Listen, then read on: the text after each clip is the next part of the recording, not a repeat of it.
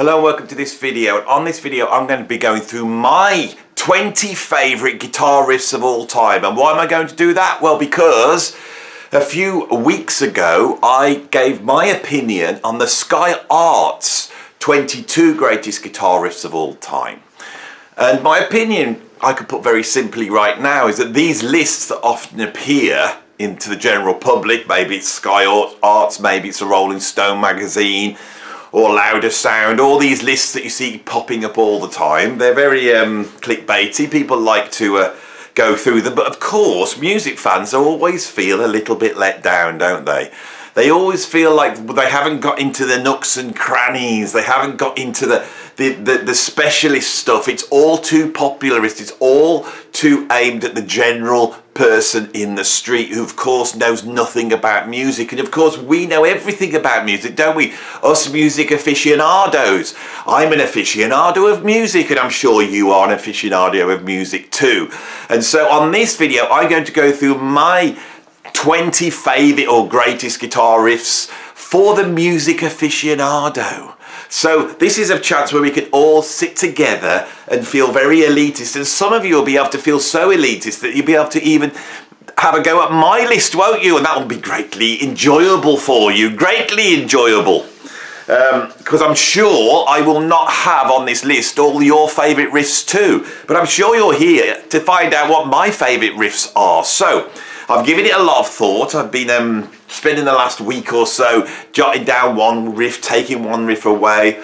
And although I would love to get into the esoteric nooks and crannies of music and get right down to stuff that nobody's ever heard of, I do feel that when it comes to riffs, the great riffmeisters are very underappreciated. And there's a whole bunch of them.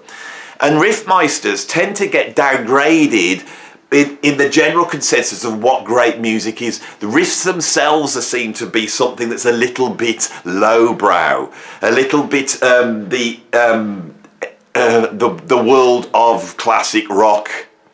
So the riffmeisters, Tony Iommi, Malcolm Young, Ritchie Blackmore, all these people never quite get the credit of a Neil Young or an Iggy Pop or Velvet Underground, do they? So I will be championing on this list the riffmeisters.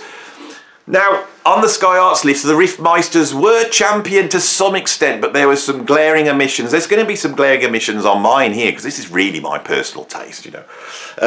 But when we get down to it, what they tend to go for with the riffmeisters is the populist tracks. Whereas I feel that when it comes to the riffmeisters, you can get deeper down to where they've really reached the summit of riffmeisteriness. Okay, so if you're ready for the summit of riffmeisteriness, if you're ready to start that climb from 20 up to 1, let's get on with it. I'll stop whittering on. My introduction is now finished and I will get straight into my list. So at number 20, well, this guy is becoming the de rigueur. If you're talking about guitarists, he's becoming the de rigueur omission, isn't he? The top greatest guitar soloist of all time, the top greatest riffmeisters of all time. Whatever it is, this guy's going to come up. Now, this guy you don't associate with riffs, and he doesn't really do that many riffs. It is, of course, the guy that's always omitted from these lists. It's Alan Holdsworth. Yes, I'm starting my list at number 20 with Alan Holdsworth. I wanted him on the list, right? He hasn't done that many riffs. But the thing is, a little bit like a famous car manufacturer, when he does do riffs, they are killer riffs, right? So you probably think, Alan Holdsworth riffs, isn't it just endless, you know, dense chords, you know, followed in some weird timing and it's hard to follow? Has he ever done a kicking riff? Well, there's two I'm going to offer today. Of course, there is the incredible riff that opens up Metal Fatigue. Right, that's an incredibly heavy riff, and that was going to be the one. But there is one riff by Alan Holdsworth. It is in my 20 greatest riffs list. I just love this riff, and it's off his first solo album. Well, technically his second solo album, if you count all the ones he's ever made, and you don't count Velvet Darkness because he disowned it. But if you count the ones that he did own, that weren't disowned, the first album would be from 1980, IOU. And on there is a track called Out From Under, which opens up with a killer rock riff, right? He doesn't keep that riff throughout the track, but he does return to it. And he does a trademark thing that Holdsworth often does. He usually creates a riff which is ventilated. In other words, it's got a space, a little bit like Whole Lot of Rosie. And this is probably where the comparisons to AC/DC end. But in Whole Lot of Rosie, you get ba-da-da-da-da-da, and there's a gap here. Ba-da-da-da-da-da, allowing the audience, if they wish to, ba-da-ba-da-ba-da-ba, to shout if they want, ba-da-ba-da-da-da-da, Angus, Angus. But of course Angus didn't write that riff, did he? It was written by his brother, Malcolm Young. And those two guys had nothing to do with the creation of this riff at number 20, Out From Under with Alan Holdsworth, and he punctuates it. So, and I'm going to try and sing as many of these riffs as I can so I don't get demonetized, and because I think it's far more entertaining to have my sort of a cappella version of it. I am not Bobby McFerrin, of course, but I will do my best. So this riff goes like this. It goes bow, ba ba da down, ba ba da down, ba ba da down, and there's a gap here. Bow, da da da down, da da da down, da da da da. Gary Husband does a fill every now and then. Bow, da da da down, da da da down, ba ba da down. And then when it gets to the guitar solo, Holdsworth solos in between those gaps. Bow, da da da down, ba ba da down, ba ba da down, bow, ba ba da down, ba ba da down. Right, that. So there's my closest approximation to Alan Holdsworth. Who needs to study all those scales when you can just sing it and get the same effect? So that's what I've got at number 20. I have Out From Under by Alan Holdsworth. So what have I got at number 19? Oh, this is a killer riff, right? Anybody who watched my interview with the incredible martial artist and film star, director, whatever you want to call him, Ron Hall, it opened up with a sequence of him hitting and kicking, because a good riff should be like a good martial arts move, don't you think, right?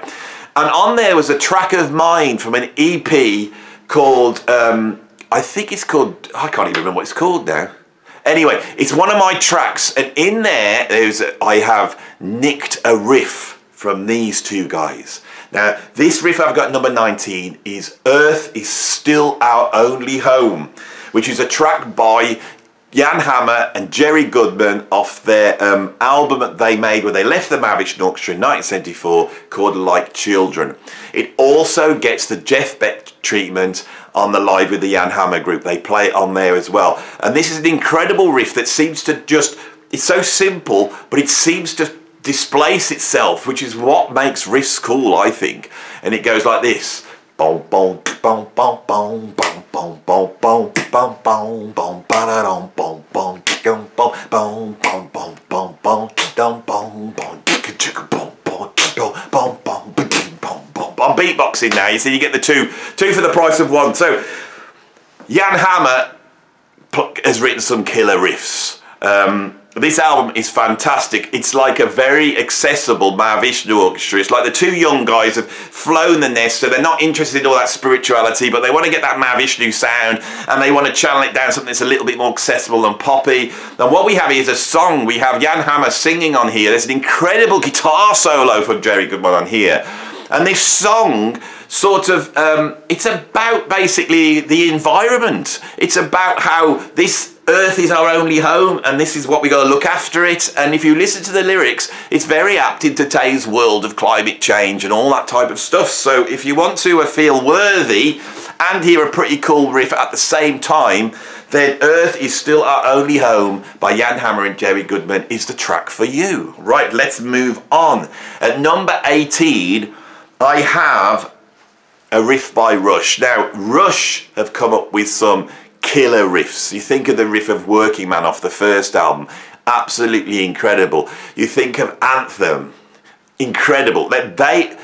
Rush are riff meisters. They have written more brilliant riffs than most, okay? But one of my lovely viewers pointed out something that I had never thought of before, and it's true. So whoever you are, thank you for this little observation, because it's an incredible one. On the top of the Sky Arts list was the riff from Sweet Child of Mine by Guns N' Roses. And that uses a device which is pretty cool actually. It's where it's basically you keep the riff going and then you have big block chords coming in underneath that alter the tonality of the riff. So Guns N' Roses sort of goes, and then the riff goes bang, bang, and these chords alter the character of the riff. It's a really cool device, and I never mentioned this on the list because I was too busy making the point that I felt that Guns N' Roses had done other better riffs, heavier riffs. But this is a cool example of the riff with the moving chords underneath. But of course, as one of my lovely viewers pointed out, they've nicked it. And who have they nicked it off? They have nicked it off Rush, off Xanadu. Now, Xanadu is an 11-minute epic about Kubla Khan. I mean, if you're going to write a rock song, that's the sort of topic you should be going for, okay? So it opens up with all these sorts of, you know, ambient sounds. You can hear bird calls and bells ringing. And then suddenly it builds up. And Alex Lifeson goes into this thing that goes exactly like Guns N' Roses, and then the band comes in with the big block chords underneath. Who would have thought a band as cool and groovy as Guns N' Roses would go to Rush for inspiration? But they do, and that's the riff I'm going to put forward, because Xanadu also contains a whole ton of riffs. Some of these tracks here have more than one brilliant riffing, okay? And Xanadu is an example of that. Right, shall we move on? In the Sky Arts list, they wanted to get Eddie Van Halen in, so of course they put Beat It by Michael Jackson. It's the populist choice. Of course, Eddie Van Halen never did the riff to Beat It, did he? It was probably written by Michael Jackson and it was played by Steve Lukather.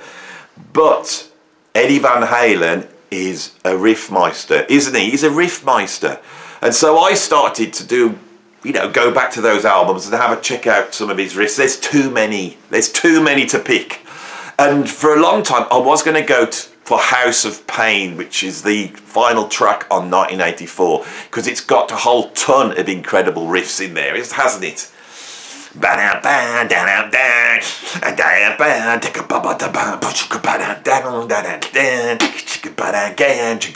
Killer riff then. Heavy riffs, and then right at the end he goes. 3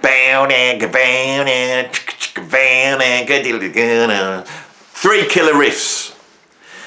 And then I started to think of all the ones. I thought, what about the riff off that? And Eddie Van Halen is so imaginative with his riffmeistery. So I just thought, well, what's the killer for me? What would be the killer Van Halen riff? And it's Off Fair Warning, and it's Unchanged.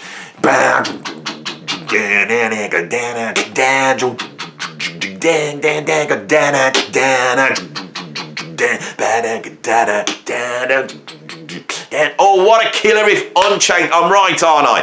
That's the one you want to go for, not Beat It, not some Michael Jackson track. If you're going to, you know, represent Eddie Van Halen, the master, the meister, it's got to be Unchained. Oh, I've got 16 to go here, and I'm being very energetic on this. I think I'm gonna have to wind it down a little bit because I'm getting tired out. By the end of it, when I get to the big ones, I'll be like, oh, if I carry on, I'm gonna just wind it down a little bit because I'm full out, and it's cold winter's day here. I haven't had my cup of coffee, and I just suddenly felt the energy just drain from me.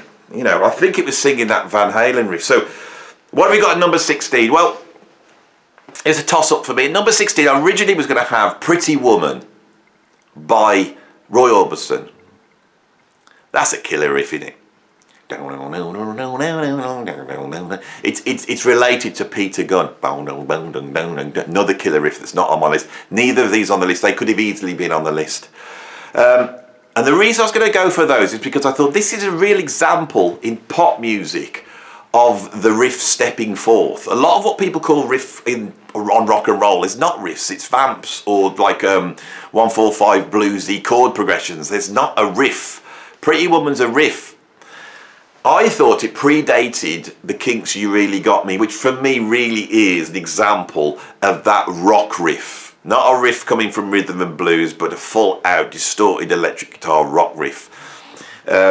And so, you know, I looked up the dates, and actually Pretty Woman came out at roughly the same time as You Really Got Me. So I thought, I'm going to go back to my original choice. So at number 16, I've got You Really Got Me by the Kinks, which is an incredible herald of the world of riffs. That's where, for me, really where it starts.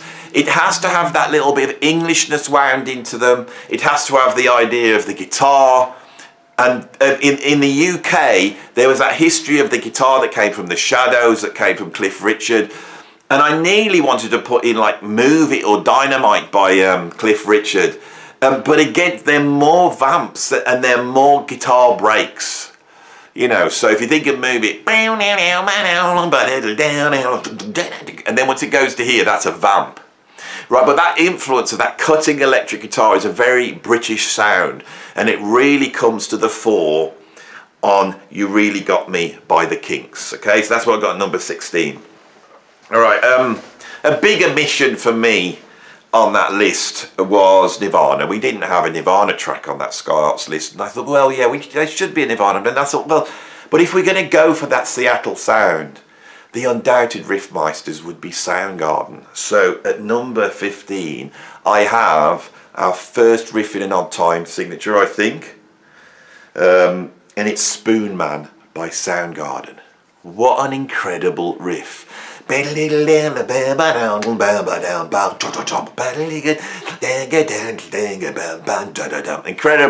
And it's the only riff which is actually accompanied by cutlery on the list, which I think is very important. Soundgarden were the first and only band to experiment with the cutlery riff dynamic.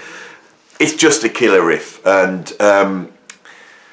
Soundgarden have a darkness that seems to go back to Black Sabbath and proper heavy metal and heavy rock, more than the other grunge bands, Seattle bands. So that's what I've got at number 15. Right, how long have we been going for now? God, we've done 15 minutes. And I've basically done 5, so this is going to end up being an hour long, so I'm going to keep going. Right, prog bands. We've got to have a prog band on the list, haven't we? So who are we going to have on the list who's a prog band that's written a good riff? So I sat down and I thought, well, what are the good riffs? Well,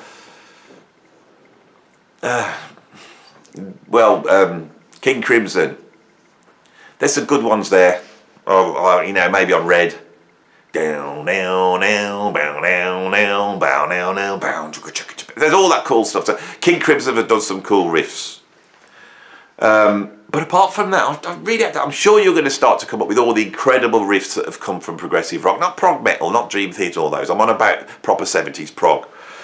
I couldn't think of one. And then I thought, but there is a progressive rock band that has produced one of the most classic riffs of all time, and one of my favourite riffs, and it is, of course, yes, Trevor Rabin's incredible guitar riff on Owner of a Lonely Heart. Now, I have heard a rumour, and I don't know whether this is true, that this riff came about because Steve Howe, who was the original guitarist of Yes, had left and had formed a prog supergroup, although they weren't really prog, they were more AOR, called Asia, and they scored this massive hit, one of the first proggerati to really hit the top of the charts with The Heat of the Moment, and that had a guitar riff that descended down a certain place. And so what Trevor Rabin did to sort of cock a snook, to use a term I've never used on the channel before, to cock a snook at Asia, he decided to turn the riff upside down, and behold, we have the riff of Owner of a Lonely Heart. Whether that's true or not, I don't know, but it would be nice if it was. So that's what I've got at number 14, is Owner of a Lonely Heart by Yes. Let's move on, let's keep the momentum going. At number 13, I've got a slice of neoclassical metal. Right, there's a ton of very cool, intricate, classical Bach influenced riffs out there, and Yngwie Malmsteen is the real master of that. But as a music teacher, and going through the era when kids were trying to get into that sound, there was one riff that they had to all get down, and it's a very hard riff to play. This is a technically difficult riff to play on guitar, and it is the riff of Scarified by Racer X, which no doubt was written by the incredible Paul Gilbert, right? And it goes like this. And then there's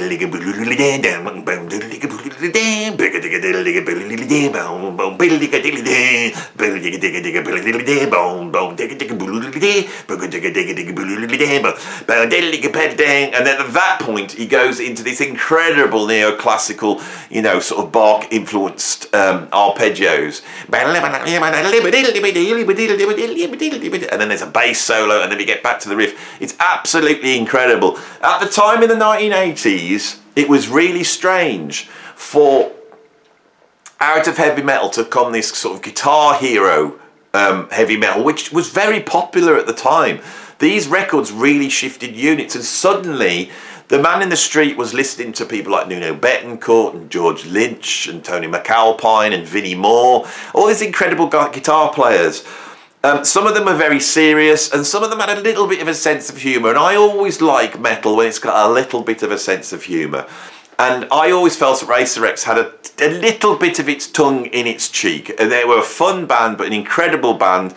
This album that this is off, which is called Second Thoughts, I'm not too sure. Don't know, they can't remember the name, but it's beautifully recorded, beautifully played. It's a fantastic technical metal album, opening the door to all the dream theatres and everything that's going to come. So that's what I've got at number 13 is Racer X.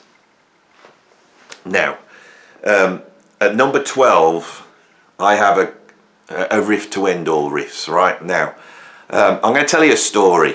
Now, first of all, I'll tell you what the riff is before I tell you the story. So at number 14, number 12, I have Killing in the Name Of by Rage Against the Machine. All right. When this album came out, around about 1995, if my memory serves me right, 94 maybe, I was in a rocky metal band called Uncle Jam. And in the Midlands, there is a venue called, or was a venue called JB's. Anyone from the Midlands will know this venue. Very sort of legendary rock venue. And we had contacts. We were sort of linked to a Wolverhampton-based label called FM Revolver. So even though we didn't quite have the stature, we would land the gig on a Saturday night at JB's, which tended to be like a rock night, a metal night. And so there'd be a band on, and then we'd come on. And what the DJ used to do before we came on was he would put Killing in the Name Of on by Rage Against the Machine, and the audience would go absolutely nuts, so nuts that when we came on we would only be an anti-climax. I saw the power of this riff up front, you know, and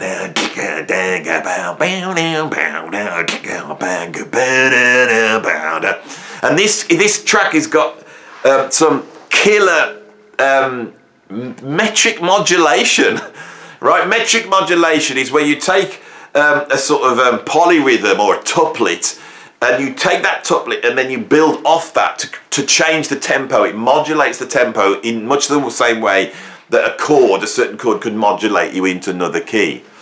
And that moment when Zach, whatever his name is, goes killing in the name of, and the tempo changes and another killer riff comes in. It's an absolute moment of sublime riff bliss. Right, so if you imagine at number 12 and I've just put on Killing in the Name Of by Rage Against the Machine, right? We know where we're going with this. We're going to some killer riffs here. Right, so number 11, we've got to have some jazz rock, jazz fusion. A lot of them are keyboard based, or, you know, so if you think of Chameleon, which is a killer riff, it's not in here because it's not really guitar based, or Birdland, it's not really guitar based, and this riff is barely guitar based, but I will tell you why I've put it in. It is by friend of the channel now, Billy Cobham. I can't believe I'm saying that. I cannot believe that this cruddy little channel had Billy Cobham on it. Can you believe it? Billy Cobham is responsible for so many classic jazz fusion, jazz standards really, and one of them is Stratus, the incredible Stratus that was later on sampled by Massive Attack. Now that opens up, once you get past the solo, with his incredible dubby bass riff,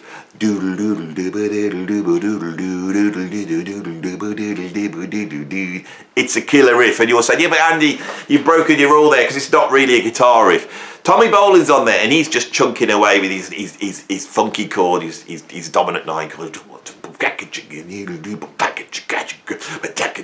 So yeah, that does. But then they kick in another killer riff. Back to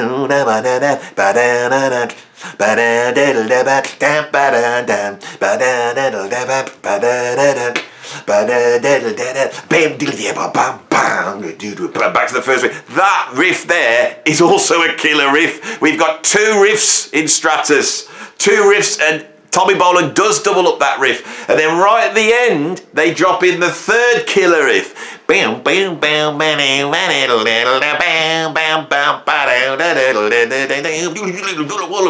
that sort of stuff, which Tommy also doubles, right? So basically we got 3 incredible riffs in this track. 2 of them are doubled by guitar, so I'm putting it on my list, right? So that's what I've got at number 11 is Stratus by Billy Cobham. What have I got at number 10? Right, I'm just going to sing this riff to you. Right, this riff is an example, and we're going to get into this when we get to the top of the list, of some riffs are amazing because they're clever and intricate and have a ton of notes. And some of them maybe just have 1 or 2 notes, and some of these riffs might not even have a note.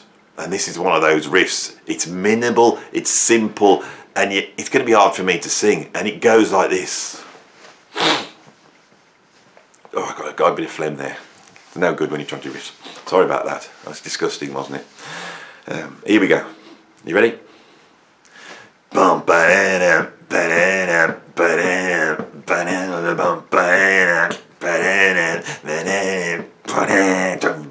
It is, because I don't think that was a very good version. Oh, what is he doing there? What was he doing then? What was that sound he was making? He got all the phlegm. Was he just trying to clear his chest with that? It's Walk by Pantera. They've done some killer riffs. I wanted to put a thrash band on the list, and I thought maybe obviously be Metallica. My favourite thrash band is Anthrax, and I nearly put some Anthrax riffs on. And there's some killer riffs. Then I thought, you know, go a few years later and you get this sort of doomy, thrashy sound of Pantera, which I absolutely love. And then I thought, oh my God, Walk has to be on the list, doesn't it? Anybody who knows about riffs knows that Walk has to be on the list. So it's on the list. Right, at number 9, I have a riff by the rock band, rhythm and blues, rock, whatever you want to call them, from the early 70s. They are the band that for me always gets forgotten. You got your Led Zeppelins, you got your Deep Purples, you got your Black Sabbaths, but nobody ever mentions Free. Free as a band were probably the greatest of all those bands as an actual band, with the incredible Paul Kossoff on guitar, who had such a signature sound of his own. Andy Fraser, whose bass lines were so imaginative, and often his bass lines would not double the guitar. Simon Kirke's incredibly funky, groovy, and yet simple drumming that just seems to lock the whole thing. And then, of course, Paul Rodgers, one of the greatest rock vocalists in history. So, All Right Now is a killer riff, Mr. Big is a killer riff, there's so many of them. So I've got to put my favourite, I've got to get into the weeds, as I said I would on this list. So my favourite riff by Free is the Stealer, which opens up with that.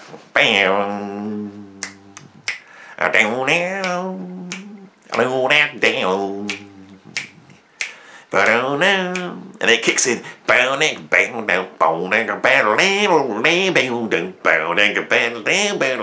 you got that going with Andy Fraser bubbly bass underneath. Oh, it's just that beautiful relationship between guitar, bass and drums. Free are like they're in the Bible, along with AC/DC and James Brown, right? And Free, that's the Bible of rhythm section. If you're a drummer or a bass player and you want to know how a rhythm section works, go and listen to Free. Absolutely incredible. The Stealer, which is off of one of the later albums, wasn't it? Was it off Highway? I'm not so sure. Once I get off jazz fusion and prog, I'm always at the limits of my knowledge, and I'm sure the classic rock fans are shouting at me. It's Off Highway, isn't it? Or Heartbreaker or something like that, I can't remember.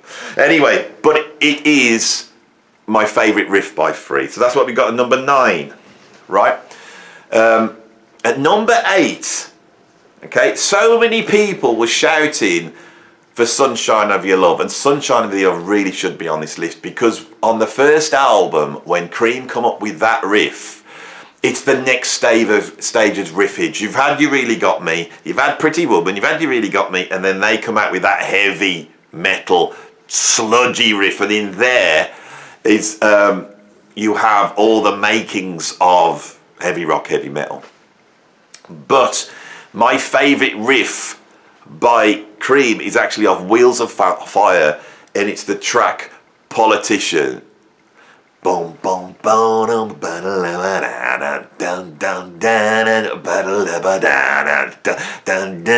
what are these notes?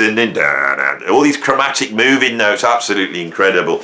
Eric Clapton has, and when I talked about my Jeff Beck versus Eric Clapton, I sort of I said that he had written some great riffs. I don't know whether he is the riffmeister or whether he's had really good people around him. I sometimes get the feeling with Cream that a lot of the killer riffs were coming from Jack Bruce.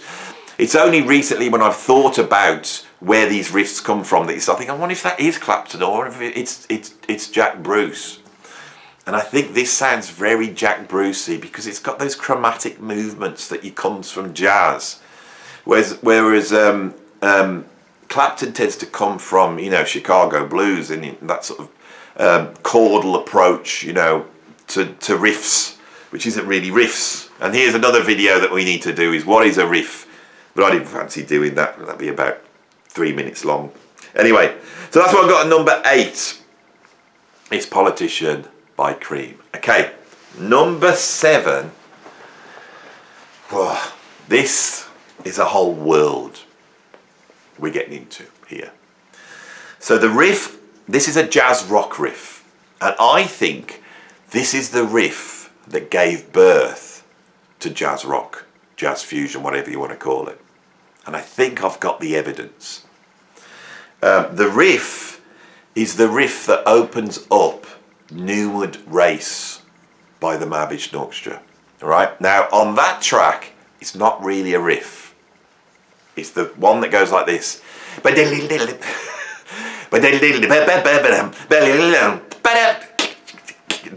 riff, right? And on Newwood Race, they just play it once.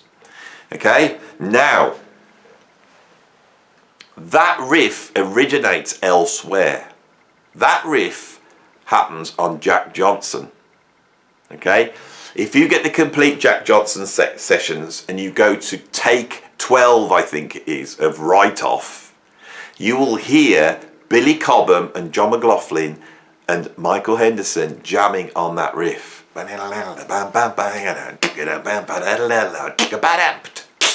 ventilated with this big space.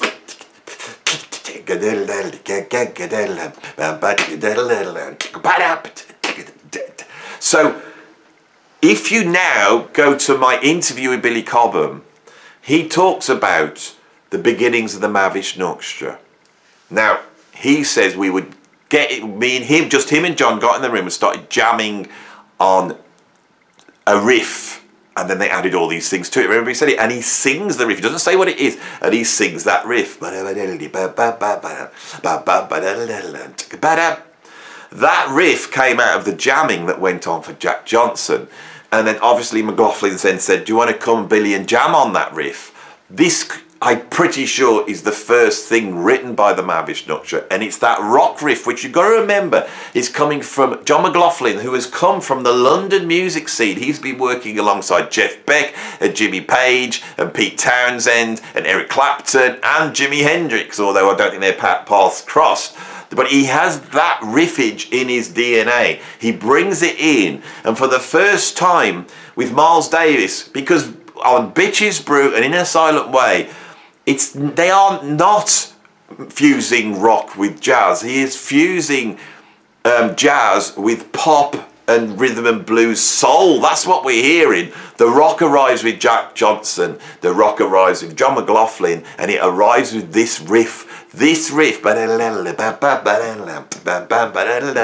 is the birth of jazz rock, which is why it's on my list. Now, if you go and check out Miles Davis live in concert, there is a track on there, and on that album, there's no real track names. I think it's been called The Theme to Write Off or something like that.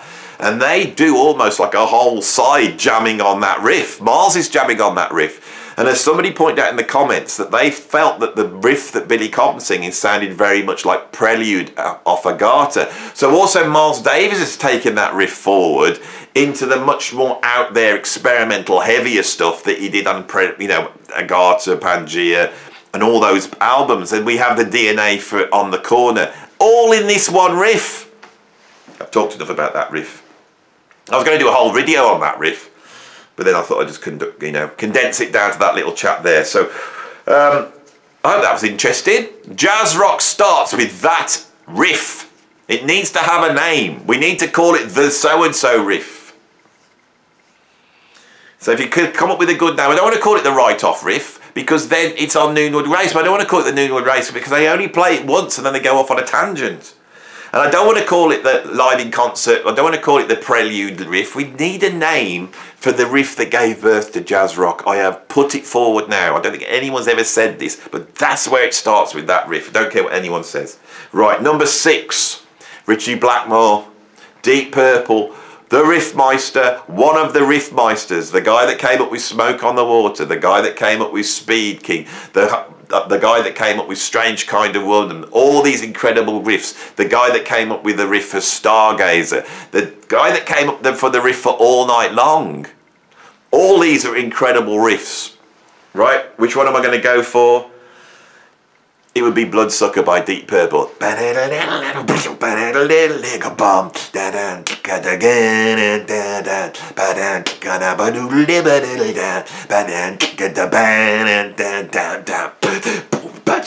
Another one. It's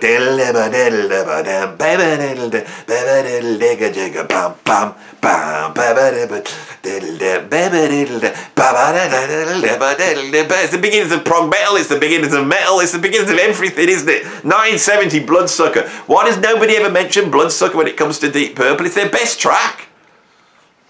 And Ian Gillan, I grew up listening to Ian Gillan. When I first got into the new wave of British heavy metal, he had his band Gillan, Future Shock, and that's what I was listening to. I loved Bernie Torme's guitar playing, and then who was the guitarist that came in after that? Yannick Gers. I loved all that. So that's where I discovered Gillan before Deep Purple, really.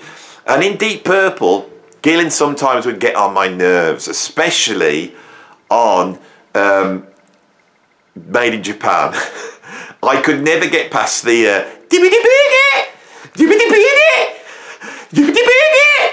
those bits. Ian, are you alright? Yeah, I'm okay. Right, could never get past those, but his vocal on Bloodsucker, I got a man, I got a mom, gonna baby mine. Absolutely incredible. He's singing on In Rock. In Rock's the best Deep Purple album, studio album. We all know it. And Bloodsucker's the best bit. Although I do love on Flight of the Rat, the Flight of the Rat, which is the real beginnings of almost like thrash metal, all these Ritchie Blackmore. Where have I got him on this bloody list? Number 6. That's not right. Sorry, Ritchie. You always get left behind. Even I've done it for you. And here I am singing incredible riff after incredible riff. He may be the boss, Anyway, Flight of the Rat. That bit when it drops down into the funkiest thing that's ever been recorded by anybody ever. It goes, and this drum beat and this wah-wah funky guitar drops in out of nowhere. And I was as a kid, and I was into my rock, but really I loved the funk. And when that bit used to come in, I was thinking, why did they not just carry on with that? They do go back to it. It's like Come Taste the Band, which is my second favourite studio album. by Deep Purple. I know they won't like that, but Getting Tighter, that's a killer riff, and that's Tommy Bowling again. Anyway, number 6, Bloodsucker. Right, at number 5, I have, by Jeff Beck, Lead Boots. Anybody who watches this channel knows that that's probably my favourite track ever. You know, it's got the best drumming of any track ever. Narada Michael Walden it's just sublime drumming. It's got the incredible keyboard solo from Jan Hammer, one of the greatest keyboard solos ever, and it's got Jeff Beck's guitar solo, which is one of the greatest guitar solos ever, and it's got one of the greatest riffs of all time. Now, what's interesting, Lead Boots, right? Lead Boots, right? The lead is spelled L-E-D, like Led Zeppelin, right? Is Jeff Beck, you know, because he grew up with Jimmy Page. They were like childhood buddies. So is he just giving a playful nod to Jimmy at this point and his band Led Zeppelin? Because it's almost like the ultimate Led Zepp riff, isn't it? Ventilated again. We're excited to think it's going to happen. And then that melody that comes in over the top, you know, which is Moog and guitar. Oh God! When I die, and they put me on that boat, because I want a Viking funeral. You see, when they put me on that boat and they push me out to sea, and then all my friends get the bow and arrows with the fiery ends, and they, you know, has anyone ever seen the Vikings with Kirk Douglas? When that happens to me and I go sailing off, right? I don't want no Viking chanting. Great as it is, great as Viking chanting is, you've got to play Lead Boots for me. Number 4. Many people mentioned this riff, and it does need mentioning. It is Oh Well by Fleetwood Mac. Another riff.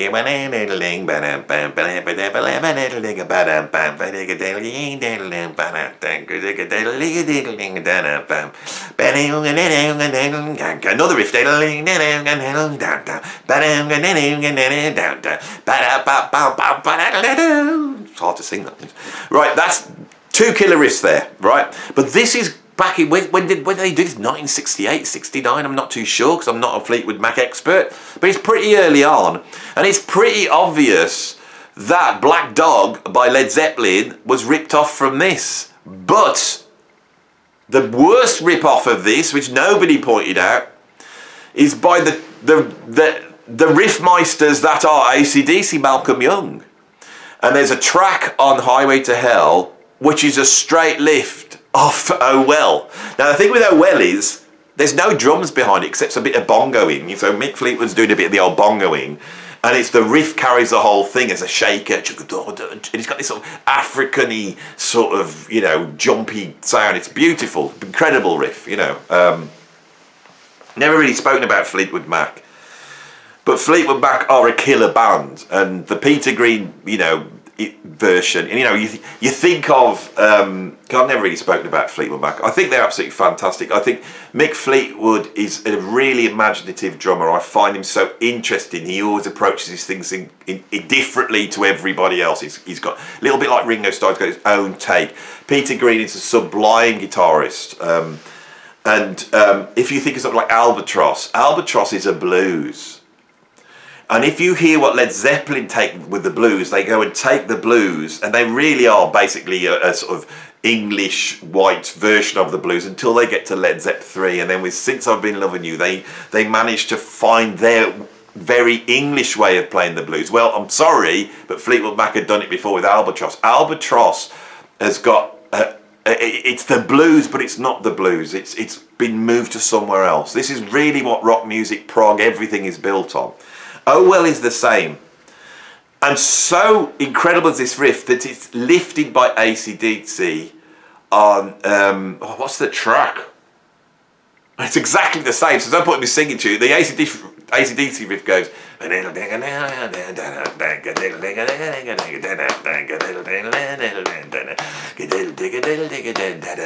It's off Highway to Hell. I'm pretty sure it's on side 2.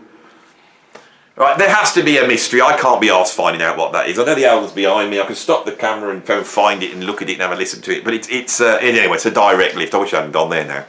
I wish I'd just said about the Black Dog thing and have moved on. That was at number 4. We're nearly there. What's the time? Whoa, 3/4 of an hour on this. Right, so at number 4, above Oh Well, from whence and which it was ripped off, we have the aforementioned Black Dog by Led Zeppelin. I think I'd put this on the list. I thought I'd picked another one. But I went back to Black Dog. I have worried this list all week, you see. Now, you want to know the riff I had there? In the Light. Yeah, In the Light. That is the darkest, sludgiest, doomiest riff ever. Boom, boom, bam. It's a killer riff. It's a killer riff. And it comes so unexpected in that track. And but to some points, and I can't remember why, but I've gone back to Black Dog, and I think it's just the majestic complexity. It's the ultimate riff, isn't it? If you really want to hear a riff that does your head in, you know, that blows your mind, then it has to be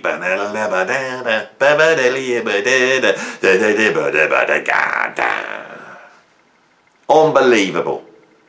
Black Dog by Led Zeppelin. Jimmy Page is a riff meister, and the imagination in which he creates riffs, it's always different every single time. Some of his riffs are based upon chords, some of them are single lined like Heartbreaker, or this one. Sometimes he uses alternative tunings, sometimes they're multi-layered and it's all to do with all the parts work together. Sometimes it's just guitar, bass and drums. And there's so many incredible riffs there. I think he reaches his peak of riffage on Presence, the album that is a little underrated. I do have my Presence box set here, you might see that there, because that is one of my favourite Led Zepp albums. Led Zepp 4, or the Untitled album, is absolutely sublime, and Black Dog is just, when as a kid and I heard that, I was like, my God, what is going on here? Incredible. So that's what I've got. Number 3 is Black Dog by Led Zeppelin. Right, so we're now vying for the top spot. Who is the alternate riffmeister?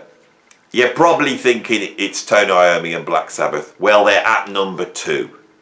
Sabbath are at number 2. And originally, I was going to put on Supernauts because that is my favourite Black Sabbath track. That's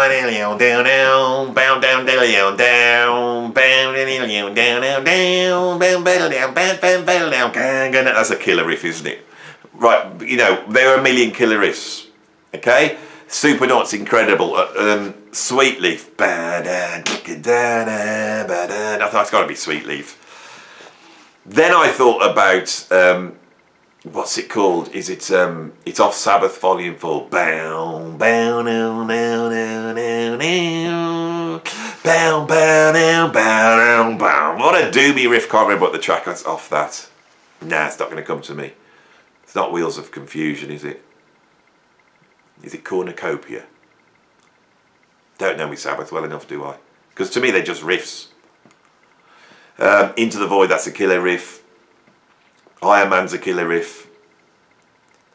But, as I said before, when I was a kid, the heaviest, most darkest, doomiest riff of all time was the riff that's in the middle of Sabbath Bloody Sabbath. Alright? Sabbath Bloody Sabbath is from the later period, well, not the later period, but it's like the second period. So you have the early, with the first heavy metal band in the world, which is like Black Sabbath, Paranoid, Masters of Reality, and then on Volume 4 you can see they're starting to push, right? And then with Sabotage and Sabbath Bloody Sabbath, they go into almost like progressive rock territory. And in there we have this track Sabbath Bloody Sabbath, which is so strange, you know, and they are pushing the envelope of what this genre is that they have created. They're pushing it to the max, you know. So Sabbath Bloody Sabbath starts off with this, it's almost like a song, it's almost like a Beatles song, it's like a heavy Beatles song, we've got chords with movement. Then it's got basically what sounds like an Italian opera section. I always love this about Black Sabbath.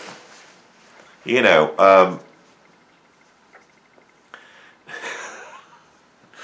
I'm not going to take the mickey out of them on this video. Right? But there's an Italian opera section. Your love for me has just got to be real. You know, all that bit. But in the middle comes the heaviest riff ever written by any band ever.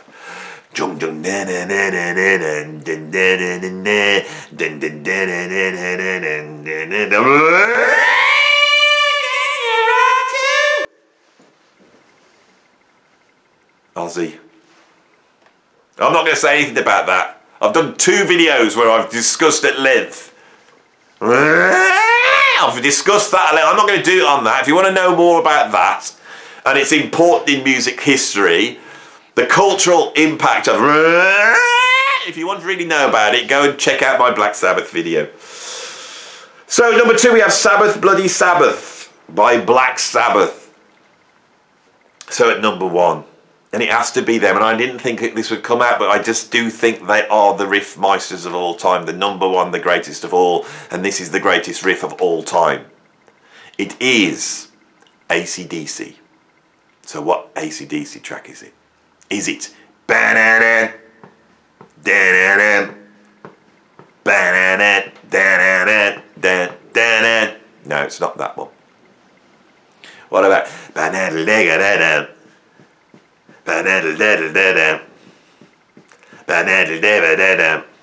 No, it's not that one. What about this one? Bam, bam, bam. No, it's not that one. Right. Which one is it then, Andy? Because there's still a load to choose from, isn't there? Right. I gave you this great thought, and I think the greatest riff of all time is the main riff. It's not the opening riff. It's not like Highway to Hell where you get this riff at the start. You go, oh my God. This riff is contained in the tune. Right? And it's the riff to Let There Be Rock. So Let There Be Rock is AC/DC's almost like progressive rock attempt to create the ultimate epic pure rock and roll track. So this is pure rock and roll, but it's also epic. It's so epic that it doesn't invoke Tolkien, it doesn't invoke wizards and fairies or science fiction.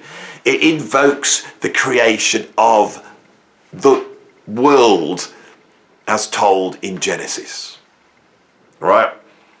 And in that, Bon Scott gives us a lesson in what rock is.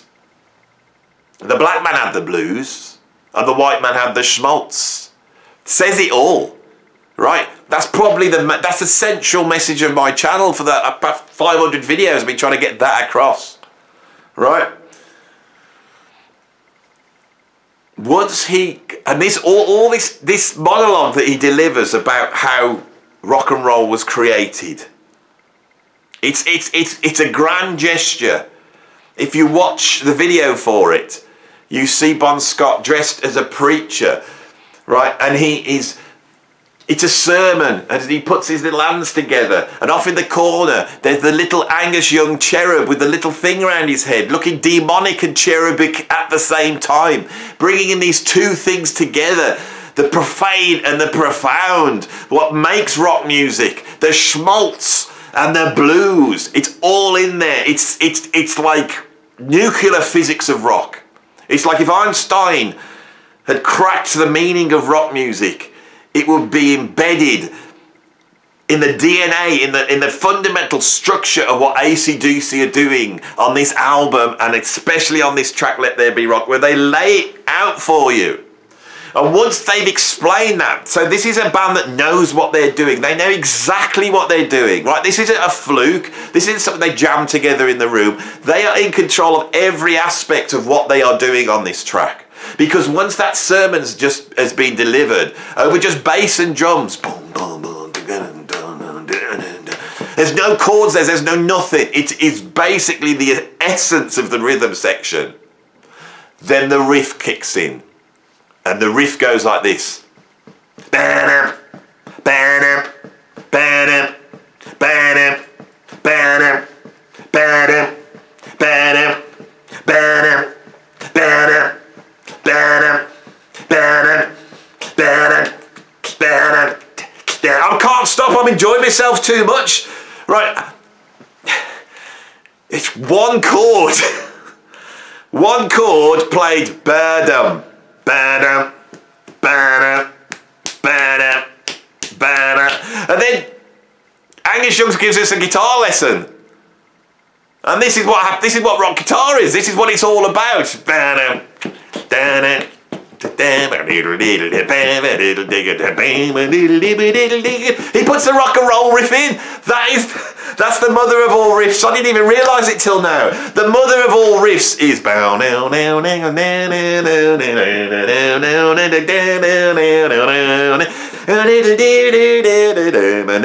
was wrong. It's not You Really Got Me. I'm wrong. That is the rock and roll riff, isn't it? That's what all the kids want to play. That's what I first learnt on guitar when I started playing the guitar. I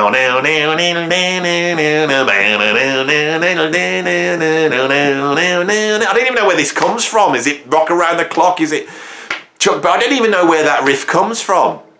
Angus has just, this is what I'm on about, AC/DC. I've been listening to them for over 40 years. I know there's stuff inside out, and if I think about it, it's like the most profound philosophical lessons if you really get into studying AC/DC. Everyone thinks it's just cheap songs about sex and getting drunk and all that type of stuff. It's not. AC/DC, it's like a profound expression of humanity. It's highly sophisticated. It's so sophisticated that you have to sit down and really focus on where that sophistication is. And so this riff, the most minimal riff, where AC/DC is saying this is what rock music is. It's not funny chord progressions. It's not knowing this. It's not screaming your head off. It's not wearing a big mane of hair. It's not bulgy trousers. It's not any of this. It's this. They balled it down to there. And then Angus tells you, and this comes from this. And all this, if you listen to it, because the opening riff, I haven't even mentioned the opening riff to Let Rock. The opening riff is basically open chords. It's ba-dum, ba-dum, ba-dum, ba-dum, ba-dum. Same thing that Smoke on the Water does. Bam, bam, bam, bam, bam, bam. Though it's just like that one finger. It's just playing the guitar, power chords right in the middle of the guitar, and they're doing it like this. Ba-dum, ba-dum, ba-dum, da-dum, da-dum, ba-dum, ba-dum, da-dum, da-dum, and then it drops down to the bed. And then he comes on and does his thing, and then it goes up to this chord. It's not the root chord. That's the chord, that's the note, that's the root note. The reason why this riff works is because it creates a tension. The tension of the second chord in the blues, the 4 chord, the second chord. You know, the chord that makes you raise your eyebrows in the blues.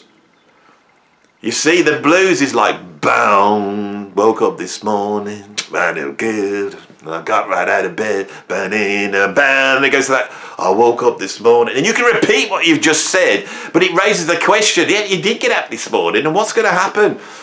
And then it goes up to the 5. Well, in rock music, what happened with rock music, they tend to start to focus around these first chords. The resolution never happens. And AC/DC do it to the max here. They push it to the absolute max of that. Remember, that's the root. Tension. And they hold you there, and they go up to it eventually, and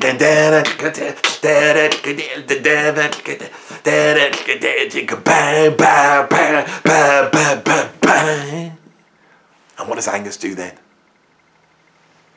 What the hell is that? What is it? What is it? It's like a magic wand being waved, isn't it? AC/DC. I've tried to explain why they're at the top of my list here. And I'm done. I'm finished. If you like this video of my 20 favourite riffs, the most important riffs for music, I can't remember what I call it now. If you liked it, then put a like on it. And if you want to hear more, then subscribe. And if you want to support me, you can become a Patreon. And there's loads of articles, videos. You can get involved in some of the videos we do on the channel. And we also have chats and guests. We do all sorts over on Patreon. And if you don't want to go to Patreon, then you can support me by putting a little bit of money in my PayPal tip jar. Now you've seen today, I'm an older man and I've really given it everything on this, you know, and I'm a bit puffed now. And I've now got to do another video which is equally epic and it's going to tire me out. So, you know, you know, as I get older, I don't want to be begging, you know, but you know, a little bit of extra cash just so I can buy my vitamins, you know, my vitamins, which is the only thing that gets me through this. I take lots of vitamins, you know, so if you want to help me with my vitamins and, you know, keep me in biscuits, because it's vitamins and biscuits, that's what basically keeps this channel running, then please do so. And I hope you enjoyed this. This was a silly video. I was being silly. Don't take it too seriously. It was a bit of entertainment for you. If you want some seriousness, then turn up on a Sunday, Philosophy Sunday. That's where it gets serious. This was a bit of silliness. I hope you enjoyed it. I'll see you on the next one. Bye-bye.